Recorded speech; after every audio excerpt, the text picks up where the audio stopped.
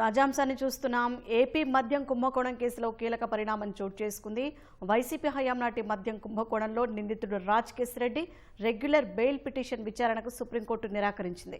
ఇక మరింత సమాచారం మా ప్రతినిధి అరుణ్ అడిగి తెలుసుకుందాం. అరుణ్, రాజకేశ్ రెడ్డి బెయిల్ పిటిషన్ విచారణ సందర్భంగా సుప్రీంకోర్టు ఏం వ్యాఖ్యలు చేసింది? మద్యం కుంభకోణానికి సంబంధించినటువంటి వ్యవహారంలో కీలక పాత్రధారి సూత్రధారి అని చెప్పి గత విచారణ సందర్భంగా సోమవారం రోజు కామెంట్లు చేసినటువంటి వ్యాఖ్యలు చేసినటువంటి సుప్రీంకోర్టు ప్రధాన న్యాయమూర్తి ధర్మాసనం ఈ రోజు మరొక తీవ్రమైనటువంటి వ్యాఖ్యను రాజకేశ్ రెడ్డి వ్యవహారంలో చేసింది. విచారణ సందర్భంగా రాజకేశ్ రెడ్డి తరఫు న్యాయవాది రంజిత్ కుమార్ అనేక విషయాలను కోర్టు ముందుకు తీసుకొచ్చారు. ఇదే కేసులో నిందితులుగా ఉన్నటువంటి A1, A2, మిగిలిన వాళ్ళందరికీ బెయిల్ వచ్చింది.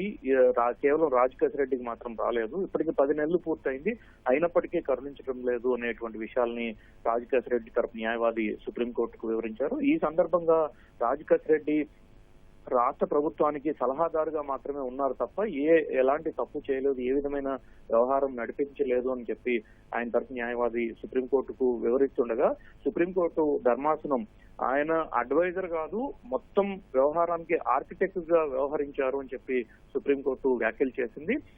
డబ్బులకు సంబంధించి కావచ్చు, అదేవిధంగా షెల్ కంపెనీలతో వ్యవహారం నడిపించినటువంటి వ్యవహారం కావచ్చు, వాటితో పాటుగా మిథున్ రెడ్డి మిగిలినటువంటి నిందితులు మద్యం కుంభకోణంలో మిగిలిన నిందితులు ఎవరెవరికి ఎంత ముడుపులు చేరాయి, ఎవరెవరి దగ్గరికి ఎన్నెన్ని ముడుపులు అందజేశారు, వీటికి మొత్తం నడిపించిన కథ ఏ విధంగా జరిగిందనే దానికి రాజకేశ్ రెడ్డి కీలక సూత్రధారి అని చెప్పి ఇప్పటికే ధర్మాసనం ముందు దాఖలు చేసినటువంటి పిటిషన్ లోనే రాజకేశ్ రెడ్డి తరపు న్యాయవాదులే పేర్కొన్నారు. వీటన్నిటిని పరిశీలించిన తర్వాత చివరికి నోటీస్ ఇవ్వాలి అని చెప్పని రాష్ట్ర ప్రభుత్వానికి నోటీస్ ఇచ్చి తదుపరి విచారణ చేపట్టాలి అని చెప్పి రంజిత్ కుమార్ విజ్ఞప్తి చేయగా, ఈ కేసులో కీలకమైనటువంటి సూత్రధారి పాత్రధారి ఈ మొత్తం వ్యవహారానికి ఆర్కిటెక్ట్ గా వ్యవహరించారు కాబట్టి ఈ కేసులో తాము ఇప్పుడు జోక్యం చేసుకోవడానికి లేదు, కొంతకాలం ఉండనివ్వండి, జైల్లో 10 నెలలు అవుతుంది, 9 నెలలు అవుతుంది అనేటువంటి విషయాల్ని రంజిత్ కుమార్ సుప్రీంకోర్టు దృష్టికి తీసుకురాగా, పర్లేదు ఇంకా కొంతకాలం ఉండొచ్చు, బయటికి రావాల్సిన అవసరం ఏం లేదు అన్నట్లుగానే సుప్రీంకోర్టు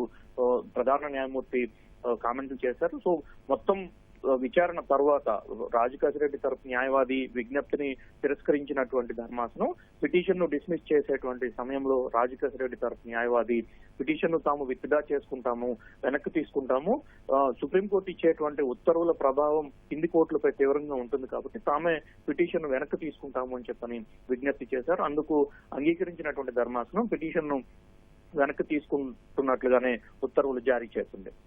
షాహీర్, ధన్యవాదాలు అరుణ్.